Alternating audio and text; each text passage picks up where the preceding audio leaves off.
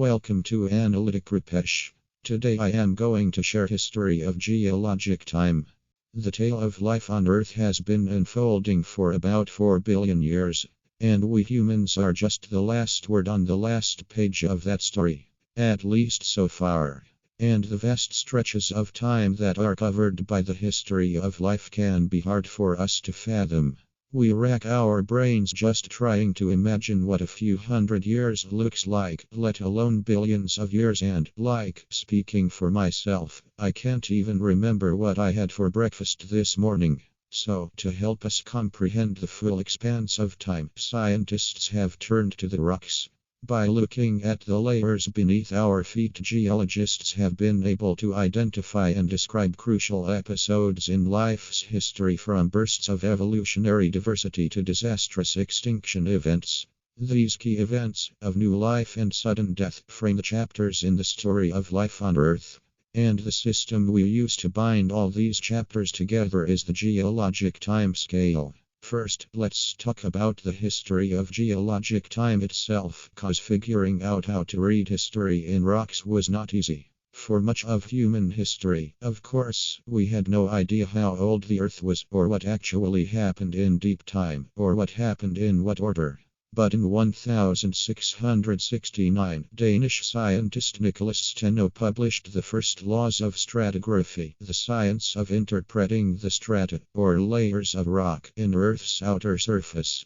Steno argued that the layers closer to the surface must be younger than the layers below them. So the farther down you dig, he thought, the older the fossils are that you find there. Sounds legit, right? But in Steno's day, when some people thought that fossils had literally fallen from the sky for some reason, this was pretty revolutionary idea. Building on Steno's ideas, Italian geologist Giovanni Arduino went a step further and began naming the layers of rock. In the 1760s, Arduino studied the Italian Alps, organizing their layers based on their depth and composition. The lowest layers of metamorphic and volcanic rocks he called the primary layer. Above those were hard sedimentary rocks, which he called secondary. And the top layers of softer alluvial deposit she named tertiary and quaternary. But because rock layers don't appear in this same order all over the world, there was no way for geologists to compare rocks from one location to another. Without a way to compare strata, there could be no universal time scale. Finally, in 1819, English geologist William Smith figured out the solution to this problem: fossils. By comparing the remains of ancient organisms from different rock formations, Smith could match their ages, regardless of how far apart they were. For example, Smith realized that fossils of many early species of trilobites are found below ammonite fossils, which are in turn below certain species of shellfish. So, any place in the world where you find these first trilobites, you know that you're looking at rock that's older than when ammonites lived. And even in the most ancient rocks that have little or no evidence of life, scientists can still look for signs of the very earliest major geologic events, like when continents first formed, and even when the Earth itself cooled and solidified.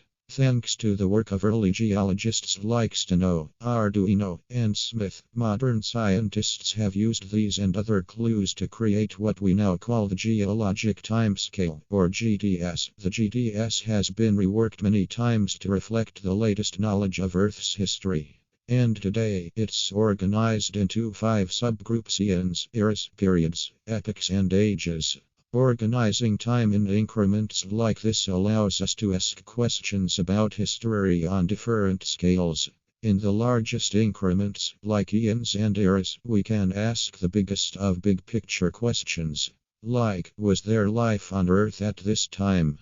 If there was, what did it look like?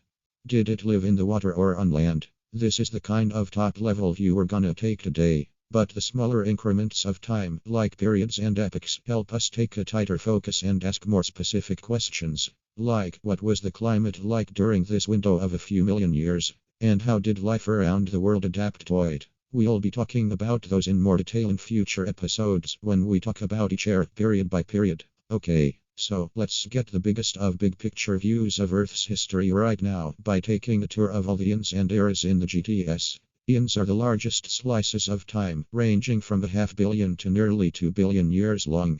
And the earliest eon is known as the Haden. It begins with the very formation of the Earth itself, around 4.6 billion years ago and ends 4 billion years ago. And this is the only eon that doesn't have fossils, because back then the world was just hell.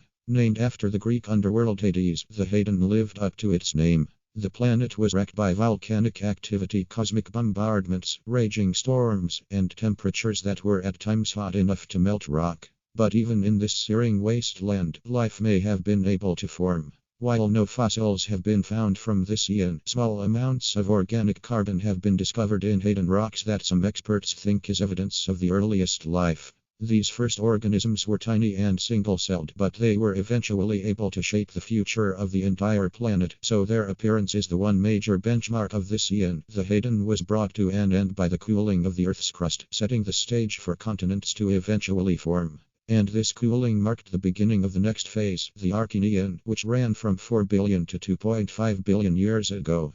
Named for the Greek word for origin, the Archean was once thought to be when the first signs of life appeared. But at the very least, it's fair to say it was the first time that life flourished, forming nets of microbes in the primordial seas. The fossils that these microbes left behind are called stromatolites, or sometimes stromatoliths, and the very oldest of them, like those found in Western Australia, date from the Archean. During this time, the atmosphere was mostly carbon dioxide, but the appearance of cyanobacteria was about to change all that. Then 2.5 billion years ago, the Archean gave way to the Proterozoic eon, meaning earlier life. And around this time, photosynthetic bacteria along with some multicellular forms of life spewed tons of oxygen into the atmosphere. This probably wiped out much of the anaerobic life on Earth.